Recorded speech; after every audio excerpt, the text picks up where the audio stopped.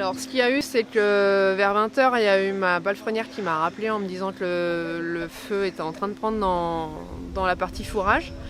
Je venais juste de la quitter, donc j'ai fait demi-tour tout de suite. Je suis revenue voir et on a commencé à évacuer les chevaux qui étaient déjà sortis en partie par les gens qui étaient là, sur place.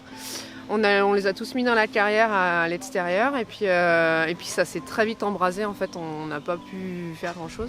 Les pompiers ont été prévenus par plein de chambériens qui habitent à côté, donc on était tranquille pour ça. Et ils sont intervenus très très vite. Et puis en plus, ils se doutaient qu'avec le fourrage, ça allait prendre du temps, donc ils sont tout de suite venus avec tout le matos. Apparemment, il y a Chambéry et Aix-les-Bains qui se sont rejoints chez nous. Et donc là, une fois qu'on a eu sorti tous les chevaux, pour nous, c'était bon quoi. Alors j'avais à peu près 9 tonnes de foin et 6 tonnes de paille. Je devais me faire réapprovisionner lundi, donc on était presque à vide là, enfin par rapport à ce qu'on a d'habitude. Ouais, bon, c'est un moindre mal, du coup j'ai pas trop perdu en fourrage, mais c'est vrai que du coup quand ça a cramé, on a dû sortir tous les chevaux, ils avaient plus rien à manger, donc c'est pour ça qu'on a appelé au secours. Pour pouvoir nourrir au moins les bêtes quoi. Et on a mis une cagnotte litchi parce qu'en fin de compte, avant que tout se débloque au niveau des assurances, nous on a les chevaux à nourrir et ils mangent. Ça fait déjà 2 mois qu'ils mangent et qu'on n'a pas de rentrée du tout.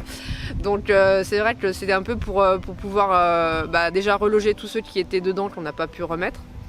Et donc du matériel de parc, du fourrage, de la paille pour du coup nourrir tous ceux qu'on a dû garder.